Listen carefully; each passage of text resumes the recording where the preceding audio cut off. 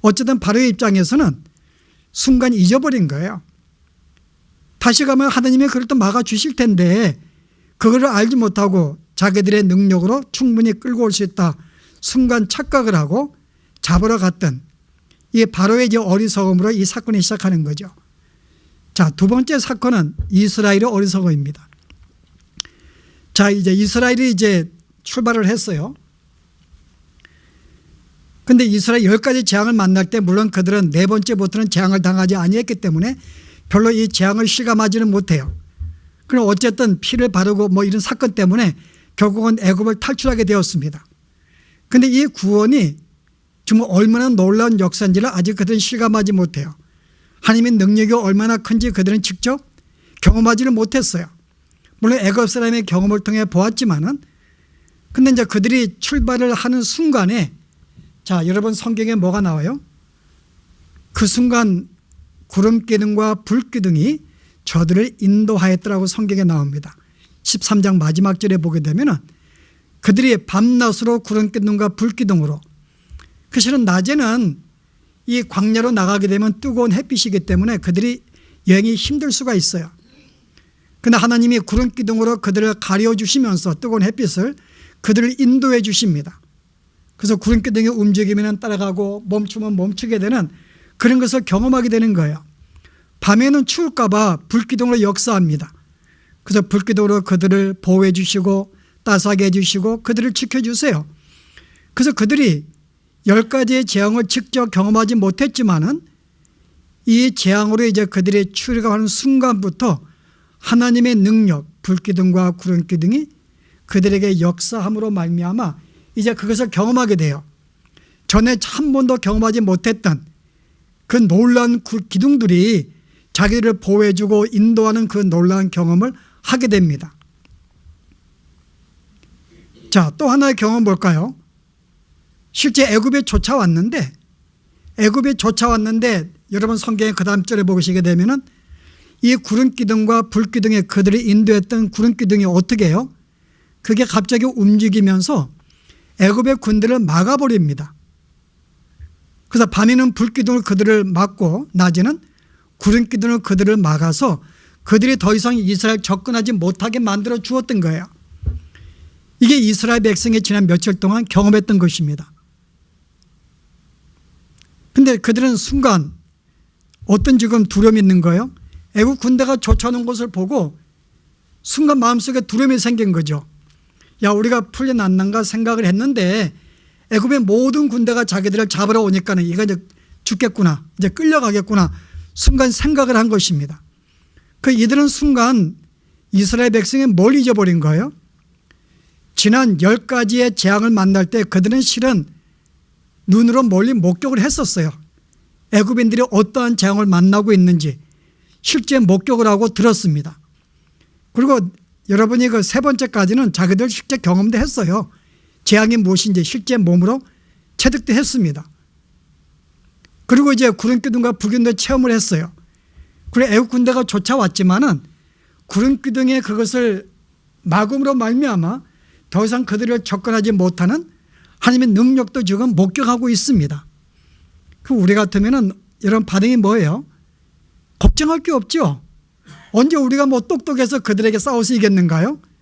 우리는 아무것도 한 거 없지만 하나님이 당신의 능력으로 애굽인에게 재앙을 주시고 자기들을 지키시고 구원한 것은 전적으로 하나님만이 하신 것입니다. 그럼 이 순간도 지금 하나님의 능력과 그의 함께 하심과 그의 권능해진 우리에게 지금 보이고 있거늘 뭐가 지금 걱정이 되고 두려워서 원망하고 있냐 그 말이에요. 오늘 여기에 보았더니 그 원망은 하늘을 찌르요. 걱정이 자고 그들은 조금 전까지 보았던 하나님의 능력은 눈에 안 들어왔어요. 순간 뭐가 들어온 거예요? 자기들을 잡으러 온 애굽의 창칼과 군대의 모습만 순간 눈에 보인 거죠. 이게 공포스러웠던 거예요. 그 순간 하나님을 보지 못했어요. 이거 볼 때 아니 정상적인 사람들이라면 이럴 수가 있을까?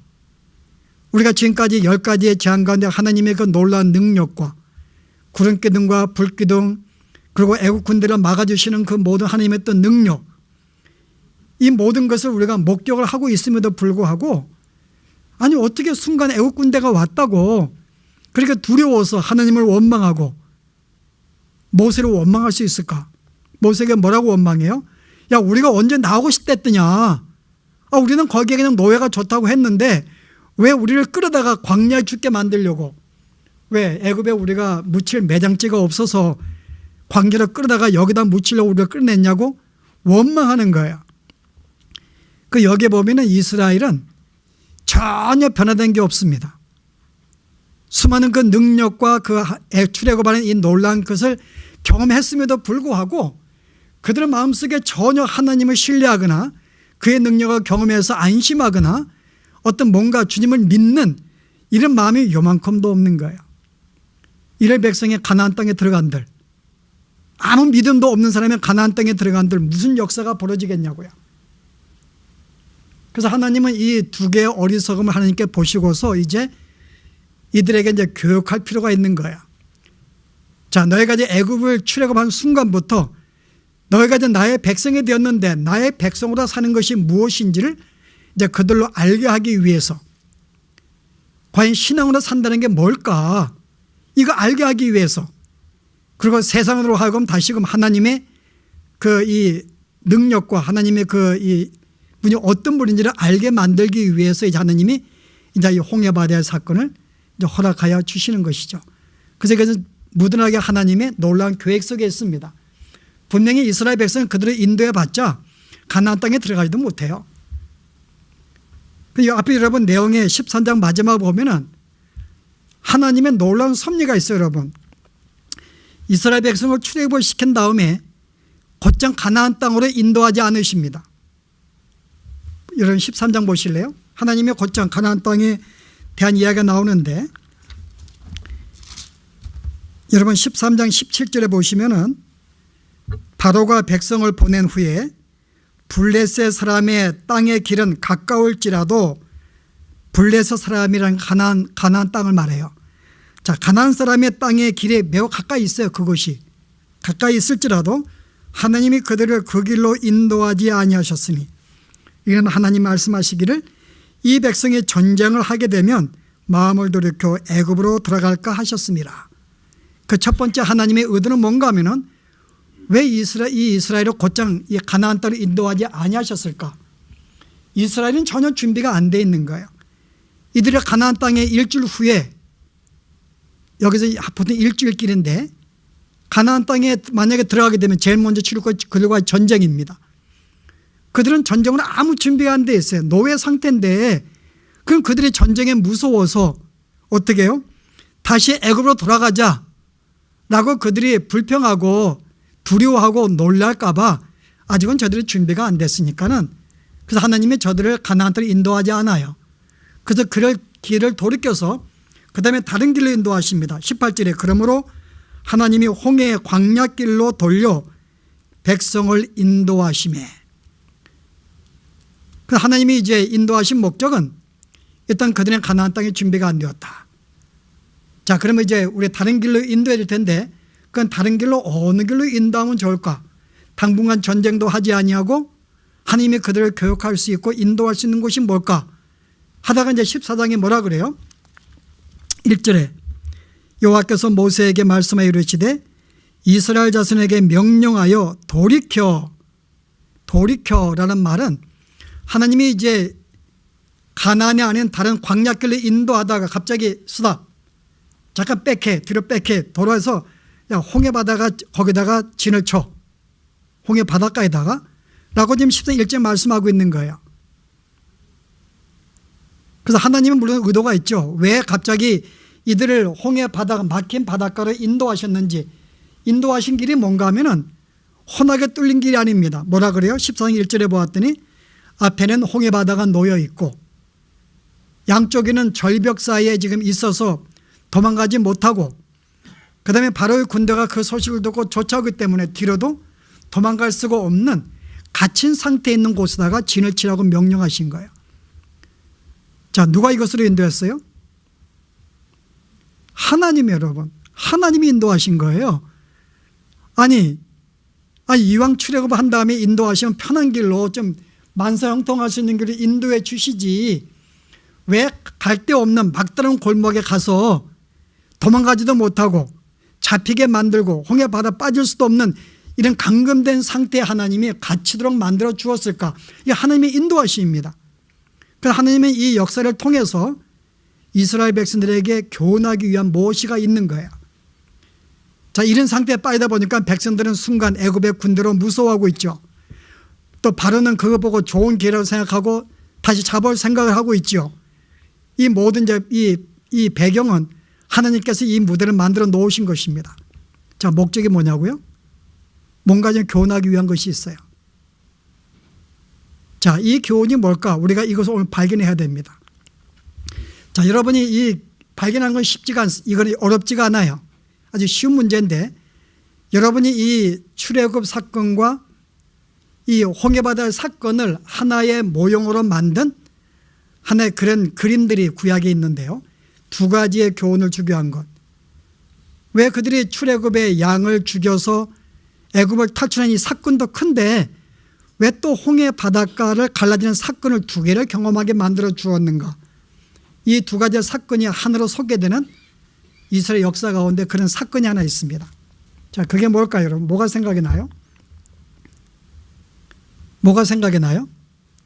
이제 이것이 오늘 이제 한산학교회 성도들의 성경 실력을 한번 우리 보도록 하십시다. 뭐 답변을 하지 않으셔도 속으로 한번 뭐가 갑자기 생각이 나요? 두 가지 사건이 함께 언급된가? 그러면 이게 성막입니다. 성막. 성막 알죠? 성막은 울타리가 있고 그 안에 성소가 있어요. 그럼 성막인데 성막에 문이 있습니다.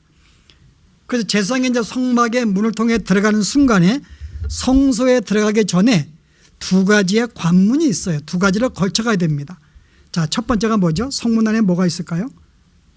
번제단이 있어요. 번제단. 내가 여기에 들어오려고 그러면은 너희는 죄인들이야. 이스라엘 너희는 죄인들이야. 이 성전 안에는 하나님이 계신 곳인데 너희는 여기에 들어올 수가 없지. 성전 안에. 그래서 이 바로 문을 열자마자 바로 앞에 번제단이 있어요. 번제단은 바로 너희가 지은 죄가 사함받아야 되는데 너의 죄를 대신하여 짐승을 여기다 바쳐. 그 짐승을 대신 죽여. 그럼 너의 모든 죄를 짐승한테 전가한 다음에 짐승을 죽이면은 그 순간에 너희가 죄를 사했다고 내가 봐줄게. 죄가 없다고 봐줄게. 그러면 너희는 하나님 만나러 갈 수 있을 거야. 그 첫 번째 조건이 뭔가 하면 번제단입니다. 그래서 이제 번제단에 이제 양을 바쳐서 주 앞에 드리고 피를 받아서 들어가려고 그러는데 또 하나의 관문이 있는 거야. 그게 뭘까요? 두 번째, 하나가 남아있죠. 성소에 들어가기 전에 물두멍, 손 씻는 곳. 손 씻는 곳이 나와요. 자, 그래서 이 물두멍이 나오면 잠깐 이제 제사장 가려면 잠깐만 여기다가 손을 씻고 가야지. 발도 좀 씻고 가. 그럼 제사장이 뭐라 말할 수 있어요? 아니 무슨 소리냐. 내가 좀 전에 번제단 통해서 모든 내가 이 죄를 다 사해서 내가 제사한 다 받았는데 깨끗한데 내가 뭐가 두려워서 손과 발을 닦으라 그래. 나 그냥 들어갈래 할 수 있어요. 근데 이제 하나님께서 그러면 안 되지. 손과 발을 닦아야지 그 안에 들어갈 수가 있으라고 이야기하세요. 자, 이 물두멍은 뭘 의미할까요, 여러분? 여러분, 예수님이 십자가 지시기 전에 제자들의 발을 씻기시는 사건이 나오는데 그때 베드로의 발을 씻기려고 할 때 베드로가 뭐라 그러죠? 주님, 내 발 씻길 수 없습니다. 어떻게 선생님이? 그랬더니 내가 너를 발을 씻기지 않냐면은 너 나와 상관이 없어. 그래 베드로가 다혈질에 그죠? 주님 그러면 저를 목욕을 시켜주세요 다. 그랬더니 주님 뭐라 그래요? 이미 목욕을 한 자는 몸을 다 씻을 필요는 없지. 그냥 손만 씻으면 돼. 발만 씻으면 돼. 이제 그랬더니 이제 손과 발을 씻겨주시는 거예요. 여기에 이제 한 가지 뭘까요? 이미 너는 그리스도로 말미암아 그의 십자가의 보혈로 말미암아 너의 모든 죄는 사함 받아서 너는 목욕한 자야. 이미 깨끗한 받았기 때문에 다시 목욕할 필요는 없지. 이게 이스라엘 백성들이 지금 어린 양의 피로 말미암아 문제방에 발라서 그 피로 말미암아 지금 이렇게 출애굽한 구원받은 상태를 의미하는 거예요. 온몸에 깨끗하게 된 걸 상징합니다. 근데 그것이 전부가 아니에요. 비록 몸을 씻겠다 할지라도 손과 발을 닦아야 한다고 이야기를 해요.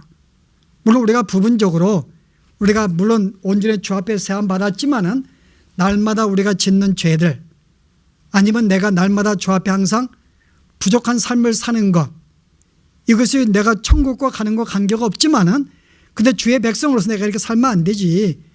그래서 내가 순간순간마다 내가 불의한 생각, 불의한 삶들을 주 앞에 죄를 고백하는 것. 물론 우리는 이것을 우리가 손을 씻는 것으로 보통 우리가 많이 교훈하기도 합니다. 오늘은 우리가 이 내용으로 오늘은 그냥 이렇게 받으려고 그래요. 그 날마다 우리 죄를 고백하는 것. 자, 이게 바로 여러분이 어떤 차이가 있을까요? 고백한 거 고백하지 않는 거하고 어떤 차이가 있을까요, 여러분? 여러분이 출애굽을 한 상태는 내가 죄에서 완전히 구원받은 상태, 신분이 새로운 상태가 되었어요. 근데 여기에 아무 표시가 없는 거예요. 이스라엘 백성이 구원받았는데 내가 구원받은 증거가 뭐냐? 출애굽했지 않느냐? 그 이상의 증거는요, 다른 사람들에게 보일 만한 증거가 없는 거예요. 내가 만약 지혜에게 나 예수 믿어. 그러면 나 예수 믿어 구원받았어. 그러면 뭐라 그래요? 지혜가 증거를 보여봐. 예수 믿는 표. 내가 뭔가 예수 믿는 증거를 나한테 보여줘야지. 나 예수 믿는다 하잖아. 그 고백 말고 네가 산 가운데 예수 믿는 증거를 보여봐. 그러면 이제 내가 날마다 내가 죄가 생각이 나서 내가 죄를 회개해. 그것도 증거될 수 있죠. 내가 조금 죄를 지은 내 마음속에 너무 양심에 갇히기 힘들어서 내가 너무나 힘들어. 그래서 내가 오늘 밤을 넘길 수가 없어요. 죄를 지을 때마다. 내가 백성한테 무관심하면은 이게 내 마음속에 괴로움을 주기 때문에 내가 무관심하는 게 내 마음속에 힘들어. 내가 성도에 기도하지 않는 거, 이 모든 것 내 마음속에 걸려. 그렇게 이야기하면은 그게 믿는 자의 하나의 증거가 될 수 있죠. 믿는 자에 뭐가 표가 있구나. 오늘 물두멍에 그런 사건이에요. 네가 번제단으로 피 흘려서 이미 내가 모든 죄사함 받았지만은 실제 이제 삶의 현장 속에서 물두멍 손을 씻는 것, 내가 예수 믿는 하나의 표시가 뭐냐 그 말이에요. 표시가. 그게 물두멍 사건이라면은 오늘 바로 이제 이 홍해바다와 출애굽의 사건, 출애굽할 때 여러분이 어떤 사건이 벌어졌어요? 양을 발라서 그들이 완전히 이제 죄사함 받았습니다. 나는 새로운 백성이 되었어. 새로운 피조물이 되었어. 난 주의 백성이 되었어라고 할 때 그 다음에 우리에게 요구하는 것이 그러면은 증거를 보여봐. 지금 여기에 홍해바다 앞에 있는 이스라엘 백성은 믿는 자의 증거를 못 보이고 있는 거예요. 여전히 그는 애굽에 있을 때 상과 똑같습니다. 군대가 쫓아니까 두려워서 걱정하고 하나님을 원망하고, 여기는 부르짖은 말이 주 앞에 도움을 간구했다 그 뜻이 아니에요. 여기의 뜻은 원망하고 불평했다 그 뜻입니다. 너무 두려워서 마음속에 불만을 털어놓은 거예요. 이스라엘 백성들이.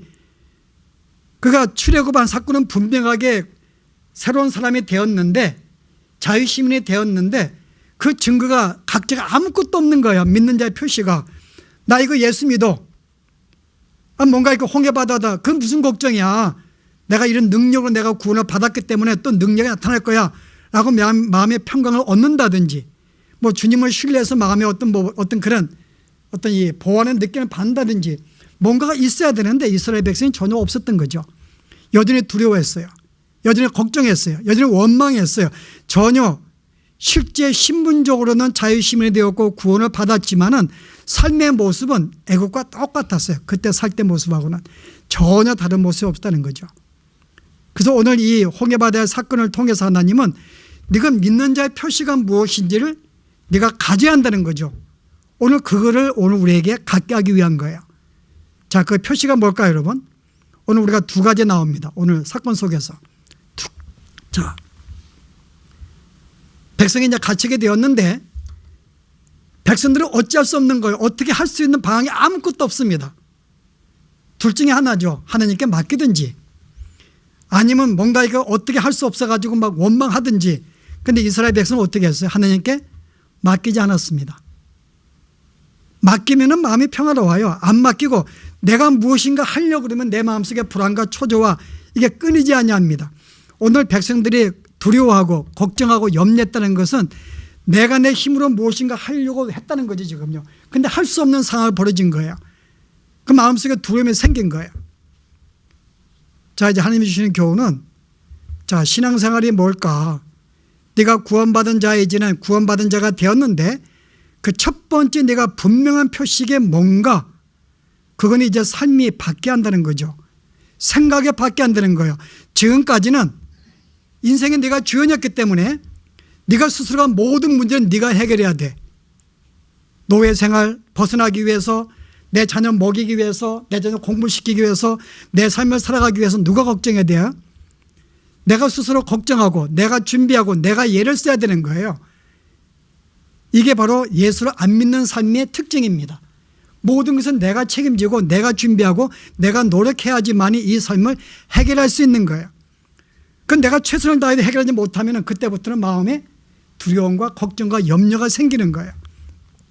그런데 주님은 이제 나의 백성이 됐다는 증거가 뭘까? 나의 백성이 됐다는 말은 내가 너희를 책임지겠다는 거야. 이제 네가 내가 하나가 되었다는 말은 네가 이제 내 삶을 너가 책임지겠다는 거지. 이제 인생은 네가 주관하지 아니하고 어떻게 한다고요?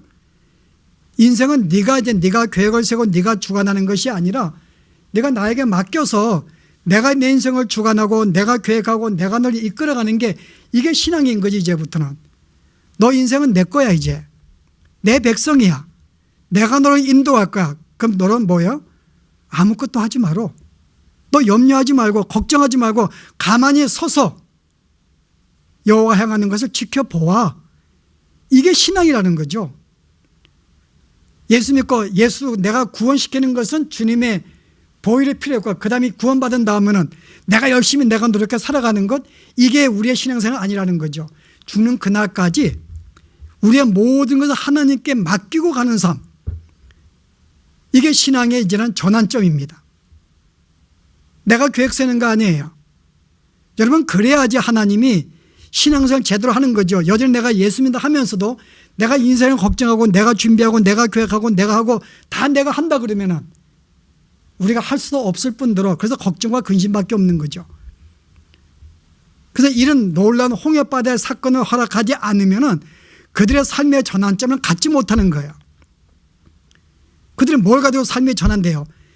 정말 이런 상황을 어쩔 수 없는 상황을 맞이했을 때 이스라엘 백성들이 거기에 하나님이 바닷물을 가르시고 밤새 그사 바람을 보내어서 말리신 다음에 땅을 마르게 하시고 그 백성들로 편안하게 걸어가게 만드시고 건너가자마자 애굽을 쫓아내니까 바닷물 합치게 만들어서 죽게 만드는 이 놀라운 사건을 통해서 이 놀라운 사건 앞에 이스라엘은 뭘 배울까요? 자기들은 아무리 애를 써도 할 수 없는 상황을 맞이했지만은 하나님께서 나에게 맡겨, 이건 내가 책임지는 거지, 내가 하는 거지, 뭐 네가 하려고 그러냐 라고 하시면서 이 놀라운 사건을 보여주신 것이죠. 이 사건을 통해서도 여러분 뭘 경험하겠어요? 그래, 이런 상황도 우리 하나님 함께 하셨는데 그리고 우리가 걱정할 필요가 뭐가 있느냐?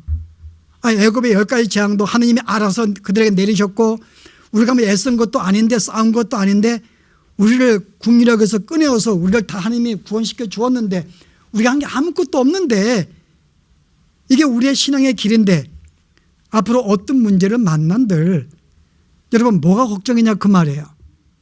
그리고 이 길을 누가 인도하신 거예요? 하나님 이 교훈을 주시기 위해서 만약에 이스라엘 백성이 처음부터 믿음의 준비가 되었다면 홍해바다 인도할 필요 없는 거죠. 처음부터 신뢰하였고 맡길 수 있는 신앙이 되었다 그러면 홍해바다 사건 필요 없는 거죠. 그 정도 믿음과 신뢰가 있는데 그러나 그들의 이 사건이 필요했던 거예요. 내가 아무리 예를 써도 홍해바다는 해결할 수 있는 문제가 아니다. 즉 너희는 할 수 있는 것이 아무것도 없지. 이건 전적으로 내 능력으로 하는 거야. 네가 할 수 있는 것은 나에게 맡기는 거야. 그럼 너는 가만히 서서 나를 지켜봐. 물론 그것도 우리가 놀고 먹자는 말이 아니죠. 내가 최선을 다하지만 결과는 우리가 좌우할 수 있는 게 아닙니다. 주님께 내 길을 인도하시는 거죠. 그럼 마음 편안하게 맡기는 거예요. 주님 내가 최선을 다했습니다. 그러나 주님께 내가 맡깁니다. 내가 뭘 할 때마다 주님 이거 주의 뜻인가요? 이들의 인생에 내가 주인이 아니기 때문에 여러분이 뭘 경영하든지 주님 이게 주의 뜻이 뭔가요? 주께서 원하시는 건가요? 내가 어떻게 하면 좋을까요?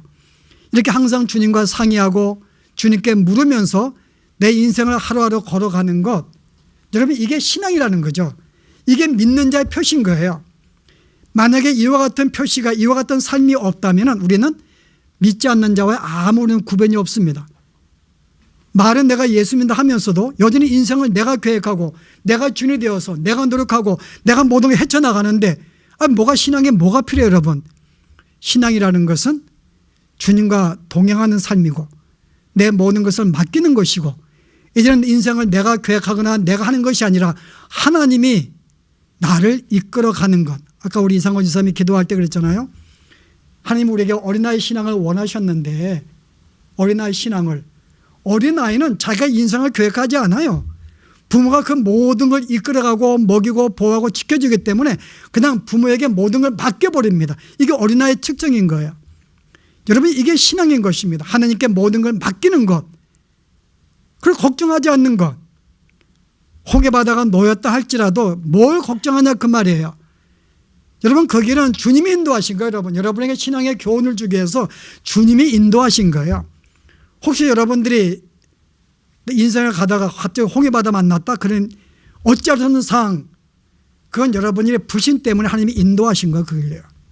교훈 주시기 위해서 예수도 안 되는 거 이제 좀 평안 가지고 나에게 좀 맡겨. 이제 인생 네가 사는 게 아닌데 나에게 좀 맡겨. 그거 가르치기 위해서 우리에게 종종 가끔가다 원치 않는 그런 내가 어쩔 수 없는 상황을 주시는 거예요. 여러분 그거 교훈 받으셔야 돼요. 여러분 하나님이 심심해서 심술구조 가지고 일부러 내가 고생 안 해도 되는데 일부러 고생길을 홍해바다로 건너가 하시는 게 아니에요. 여러분 믿음의 준비가 되면 그 길 인도 안 하십니다.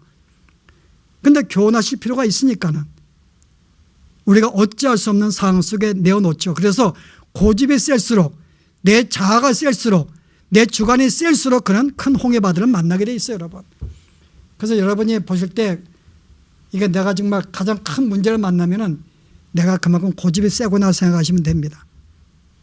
내가 참 얼마나 강했으면 이 정도 안 하시면은 주님이 나를 꺾지 않으시는 내 성격을 아시고 야 이 정도는 이거 허락하시다니 여러분을 꺾기 위한 하나님의 인도하심이에요. 그래서 우리가 첫 번째 깨달을 것이 뭔가 하면은 오늘 주신 계속 교훈이 뭐예요? 가만히 서서 지켜봐. 이제 내가 너의 부모야. 내가 너의 아빠야. 내가 너 부모인데 뭘 걱정하냐. 자식이 뭐 생활이 어렵다고 아빠한테 가가지고 아빠 너무 힘들죠. 내가 뭐 도울 게 뭐 있는가 그러면 징그러운 거죠. 여러분 5, 6살 먹은 애가 와가지고 내가 뭐 도와줄까요? 아버지 사는데 그냥 잘 먹고 잘 살면 되는 거예요. 걔는. 이게 우리가 가져야 할 마음입니다. 그 신앙생활은 이제 인생은 내가 주인된 내가 계획하고 내가 모든 걸 해결하는 것이 이거는 불신자의 삶이었다면 성도의 삶은 이제 하나님과 동행하는 삶, 이제 주님의 나의 모든 인생을 책임지고 나를 인도하시고 보호하시고 지키시고 그에게 내가 함께 따라가는 삶이 이게 바로 우리의 신앙생활 아시고서 여러분 순간순간마다 주님께 상의하시고 여러분 맡기시고 물어보시고 여러분 그것이 우리가 가장 신앙의 첫 번째 우리의 표시다. 그게 믿는 자의 표시예요. 그게 불신자들이 갖지 못하는 우리만이 가질 수 있는 모습입니다. 주님 어떻게 하면 좋을까요?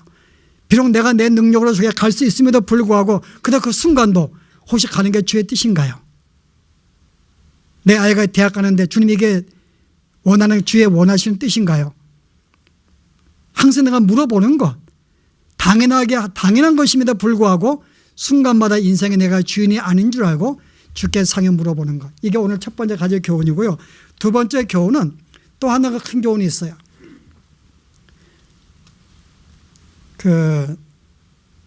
여러분 이스라엘 백성을 출애굽을 시켰습니다. 그들을 구원하신 목적이 뭐죠? 이스라엘 백성을 구원하신 목적, 그들을 어디에 인도하기 위해서? 가나안 땅에 인도하기 위한 것이에요. 여러분 구원의 목적은 가나안 땅입니다. 이들이 갈 것은 출애굽하자마자 갈 것은 가나안 땅밖에 없는 거예요. 그럼 이 땅의 모든 이 광야길은 그들의 갈 목적지가 아니에요. 그런데 오늘 이스라엘 백성들이 앞으로 이제 40년의 광야 생활도 마찬가지지만은 자 이들에게 이제 뭐 가지 문제 있는 거예요? 이들이 40년간에 지금 여기서 지난 며칠 동안에 이스라엘 백성의 어떤 모습이 나왔을까요? 아니 출애굽하고 나와서 하나님이 내가 출애굽하고 싶은 것도 아닌데 하나님의 능력으로 출애굽되었어요. 그래서 자기들 마음대로 안 살았어요. 보았더니 구름기둥 움직이면 따라갔고 멈추면 또 멈췄고 또 가면 가고 처음부터 끝까지 주님께 순종을 했습니다. 아니 그리고 순종 갔다 보니까 막다른 골목인 거 있죠. 그럼 순간 이스라엘 백성이 아니 하나님 뭡니까 이게. 우리가 주의 능력으로 우리가 구원을 받았고 내가 주의 인도에 따라서 불기둥 구름기둥 가다가 쓰면 멈추고 내가 순종해서 왔고 갔는데 그럼 내 길이 형통해야지. 아니 갑자기 막다른 길이 주님 뭘까 이거예요. 갑자기 순간 당황스러운 거죠. 만약 그들이 그 며칠간의 순종 안 했다면 모르는 야 가는 길을 멈추고 돌이켜 다시 가 그러면은 그들은 순종했을 뿐인데 순종한 결과가 막다른 골목에 놓이게 된 거예요. 그럼 우리 마음속에 당할 수밖에 없죠. 아니 왜 이런 상황이 벌어질까? 순종한 것인데. 그런데 오늘 두 번째 교훈이 여기에서 우리에게 보여주고 있는데요. 자, 이들이 하나님의 불기둥 구름이 따라가는 가운데 그 며칠간의 여행하는 가운데 자 그들에게 어떤 삶이 어떤 불만이 생겼죠? 자 40년의 광야 생활을 돌아보면 어떤 불만이 생겼어요? 그들이 뭐가 불만했어요? 목이 마르다고 물이 없다고 목마르다고 하나님 불평해요. 또 물을 주었더니 또 배고프다고 했더니 하나님 만나 주세요. 또 만나 주었더니 너무나 먹으니까 지리다고 또 불평했더니 또 하나님 매출하게 고기 주세요. 또 가다가 길이 너무 험하다고 또 불평을 해요. 아니 이스라엘 백성은 목마르다고 배고프다고 길이 험하다고 계속 불평을 하는 이런 모습이 있어요. 이들에게요. 그러면 이 불평이 하느님은 그런 거예요. 이 불평이 온전한 것이냐. 아니 이 불평이 온전해 그랬더니 이스라엘 백성이 뭐라 그래요? 온전하지요. 아니 인도 구원해 내셨으면은 우리로 하여금 하나님이 약속하신 좋은 이 땅을 좋은 삶을 주시지 왜 우리에게 이와 같이 물도 없고 뭐 먹을 양식도 없고 길도 험하고 왜 이런 고통의 삶을 주시는가요? 형통한 삶을 주시라고 이야기하는 거예요. 자, 왜 그들이 고통스러워해요? 그들이 힘들어하는 이유가 뭐죠? 가나안 땅에 들어갈 삶이 아니에요. 자, 너의 목적지는 가나안 땅이 아니냐? 그럼 가나안 땅에 들어가기 전에 이것이 뭐 며칠이든 이게 뭐 한 달이든 두 달이든 간에 이 과정은 겪을 수밖에 없는 과정이지. 이거는 광야에 뭐가 있다고 먹을 양식이 없는 당연하고 물이 없는 거 당연하지. 그러나 가나안 땅에 들어가면 풍요로움이 있어. 그러나 그거 조금 참는 게 좋지. 이게 우리가 구할 것이 아니잖아. 그런데 순간 이스라엘 백성은 뭘 착각했어요? 그들은 가나안 땅에 들어가는 것보다는 순간 바로 이것이 자기들의 삶의 정착지로 생각한 거예요. 이 광야가. 그러고 보니까 광야에 물도 없이 양식이 없자니까 순간에 불평이 생기는 거죠. 왜 우리에게 양식을 안 주고 왜 물을 안 주고 왜 이런 빈곤한 곳에 인도해서 죽게 만드느냐라고 불평한 것이죠. 그 하나님은 그러는 거예요. 아니 너의 목적지가 가나안 땅인데 내가 출애굽을 했다가 갑자기 내 인생에 다 꼽히는 게 아니야. 갑자기 이 가나안 땅에 가는 모든 광야가 갑자기 뭐 꽃이 피고 뭐 열매가 맺히는 길로 바뀌는 게 아니야. 이 길은 그대로지. 다만 가나안 땅에 들어가는 거 요 차이밖에 없는 거야. 이게 바로 우리에게 주어진 삶의 과업이에요. 자, 우리가 구원하신 목적은 뭐라고요? 이 땅에 살기 위해서 우리가 구원하신 거 아니에요, 여러분. 구원하신 목적은 영원한 천국 백성으로 하나님과 더불어 영원한 천국에 살게 만들기 위해서 우리를 구원하신 거예요. 그럼 우리가 천국에 가는 과정이 이것은 우리가 광야의 생활인데 천국에 들어가기 위한 광야의 길에 불과한 거죠. 불편할 수 있어요. 좀 험할 수가 있어요. 먹을 물이 조금 없을 수도 있고 떡이 없을 수가 있죠. 그러나 이것이 우리의 불평의 대상은 아닌 거예요. 간당에 들어가기 전까지는 우리가 감당할 몫인 거죠. 갑자기 여러분이 예수님 믿으면 이 땅에 우리의 뭐 60년의 삶이 갑자기 뭐 바뀌어가지고 사업이 잘 되고 뭐 건강해지고 뭐가 이렇게 뭐 도깨 방망이 같이 모든 게 풀려버리는 그 삶이 바뀌는 게 아니라는 거죠. 여전히 광야는 광야인 거예요. 이건 우리가 빨리 지나가는 길인 거죠. 나그네 같이. 그런데 순간 우리들은 성도의 신앙의 뭔가를 생각하는가 하면은 우리가 나아갈 본향 천국에 우리가 영원할 목적지의 삶인 것을 순간순간 잊어버리고 마치 이 땅에 우리가 계속 살아야 될 곳, 그런데 이 땅에 번영해야 될 곳이라 생각하기 때문에 이 땅의 삶이 어렵다고 계속 마음속에 불평과 원망과 이 땅의 안전을 추구하다 보니까 안전하지 못하다고 이 삶이 힘들다고 주 앞에 원망하는 거예요.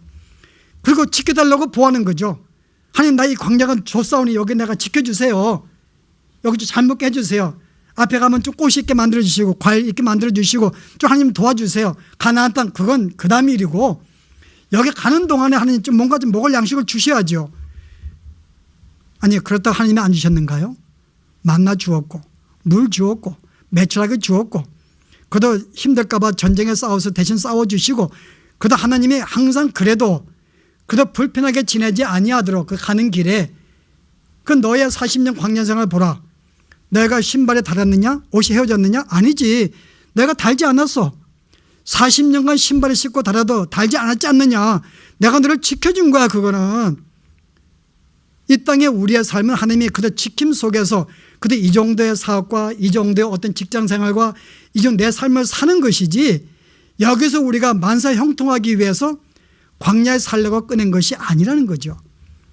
그럼 이스라엘 백성의 바로 이 두 번째 깨달을 것은, 그래 우리의 도달할 것은 가나안 땅인데 이 땅에 우리가 좀 힘든 거 우리가 감당을 몫이다라고 생각해야 되는데, 오늘 이스라엘 백성은 순간 그걸 잊어버린 거예요. 광야에 살게 만들기 위해서, 여기서 못 먹게 만들기 위해서, 목마르게 만들기 위해서 우리를 죽게 만들고 꺼내었느냐고 이야기하는 거예요. 하나님은 아니야, 내가 너희로 광야가 아니야, 가나안 땅이지. 이건 지나가는 과정인 거야.